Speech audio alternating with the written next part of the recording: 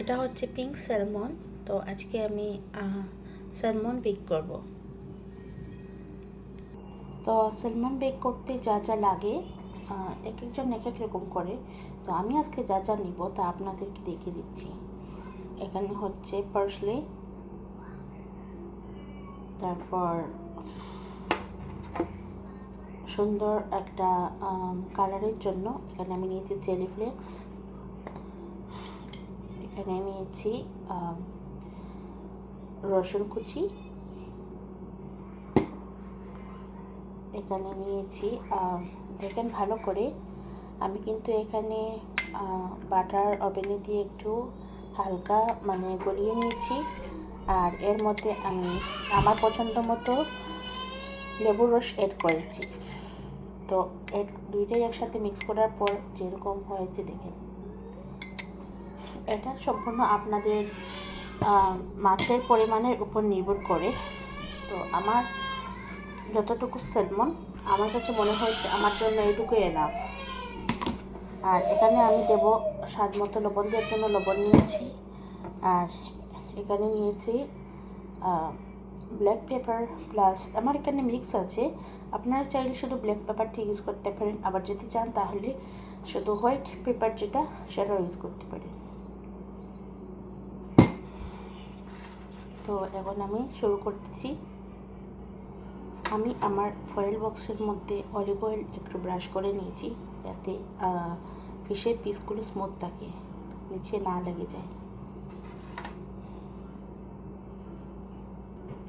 এখন একটা একটা করে আমি এগুলো বক্সের মধ্যে রাখবো।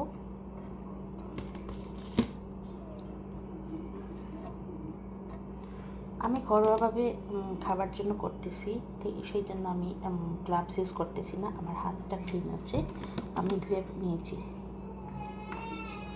এটা জাস্ট আপনাদের আমার ঘরের একটা রেসিপি শেয়ার করতেছি, কোনো প্রফেশনাল মনে করে না আসলে। এখন আমি বাটারগুলো অ্যাড করব।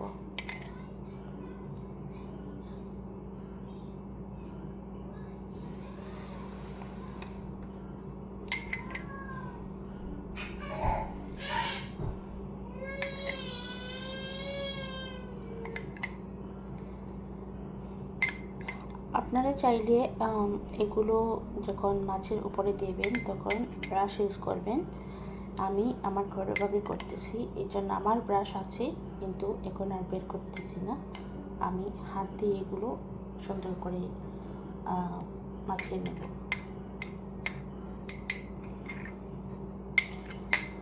হ্যাঁ, আমার জন্য আমি যেরকম মনে করছিলাম যে আমার এগুলো এনাফ, আমি মনে করি আমার ঠিকই পরিমাণ মতো নিয়েছি। এখন দেখেন বাটার দেওয়া হয়ে গেছে। এখন আমি রসুন কুচিগুলো দেব।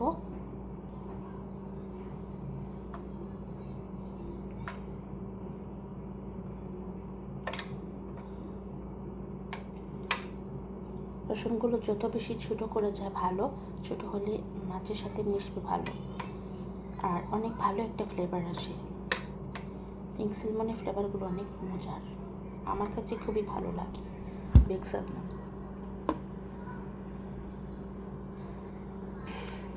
এনাফ।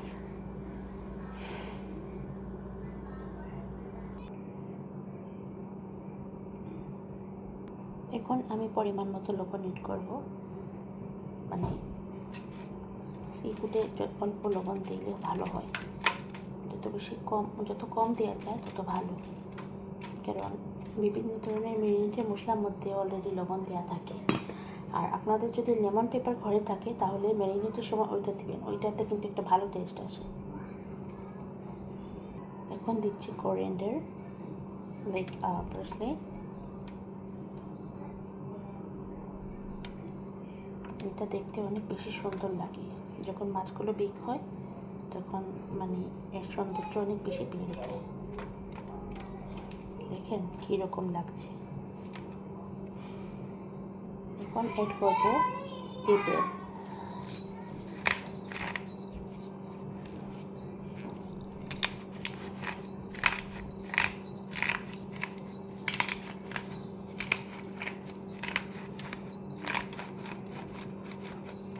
বাটারের মধ্যে পেপারের স্মেলটা অনেক ভালো আসে, আমার খুবই ভালো লাগে।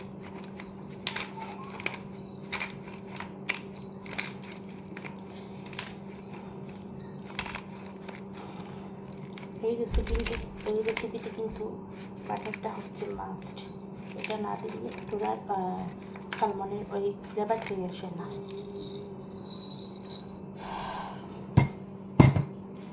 দেখেন তো কীরকম লাগছে। এখন সামান্য চিলি ফ্লেক্স অ্যাড করতেছি, এটা জাস্ট সৌন্দর্যের জন্য, না দিলেও চলবে।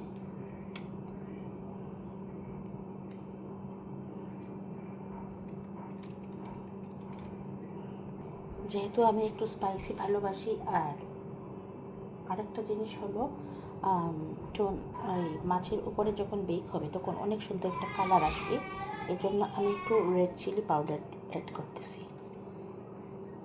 মাছের উপরে কালারটা কিন্তু অনেক সুন্দর আসে, অনেক বেশি সুন্দর। দেখেন কীরকম লাগছে, একটু ক্লোজ করে দেখাই। দেখেন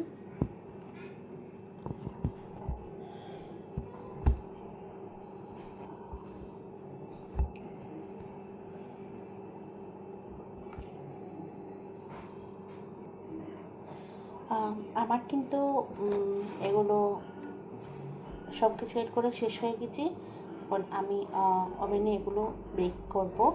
তো আমার চুলার ফাংশন অটোমেটিক বেক সিস্টেমটা আছে, আর আপনারা যদি চান তাহলে ফ্রাই প্যানও করতে পারেন, অল্প আঁচে ঢেকে দিবেন, বেক হবে। আর যখন দেখবেন যে প্রপারলি হয়ে গেছে নামিয়ে নেবেন। আর যদি ওভেনে করতে চান তাহলে 425 অথবা 450 ডিগ্রিতে 15 মিনিটের জন্য রেখে দিবেন। ধন্যবাদ। এর পরবর্তী পর্বে আপনাদের দেখিয়ে দিব কীরকম হয়েছে আমার বেক ফিশ স্যালমন। আসলে আমি কিছু আনকমফোর্টেবল, কারণ আমি রেগুলার ভিডিও করি না। যখন মানে স্যালমনটা কুক হয়ে যাবে তখন আপনাদের দেখিয়ে দিব নেক্সট পর্বে।